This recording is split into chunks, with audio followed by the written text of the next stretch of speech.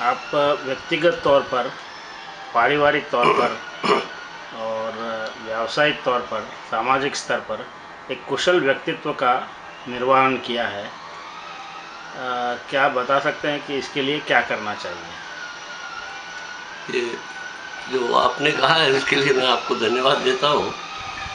लेकिन मैंने जो भी सामाजिक काम में रुचि ली, उसके कई कारण हैं, लेकिन उसका विशेष एक कारण मैं समझता हूँ मेरे जीवन में।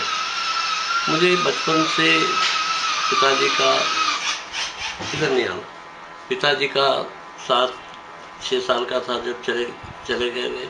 और उसके बाद जो भी माताजी ने कठिनाइयों में मुझे बड़ा किया, तो उस समय पर जो जिन जिन लोगों ने मुझे सहायता दी और जिसकी वजह से मैं पढ़ सका, तो मुझे ऐसा महसूस होता है हमेशा कि मुझे भी मेरे जैसे लोगों की सेवा करते रहना चाहिए।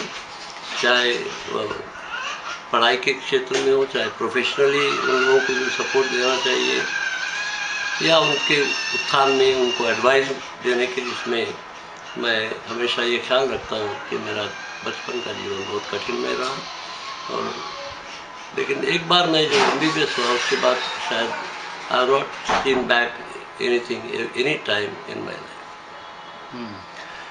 समाज संस्थाओं के बारे में आपका एक थोड़ा सा उसमें उल्लेख है आपके प्रश्न में। सामाजिक संस्थाओं में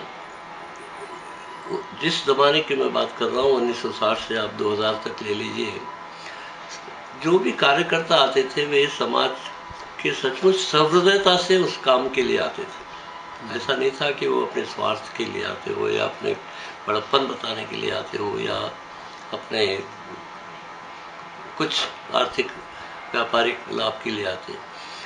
लेकिन ये 10-15 साल से मैं देख रहा हूँ कि उस टाइप का सामाजिक कार्यकर्ता अब आपको बहुत कम लोगों में मिलेगा।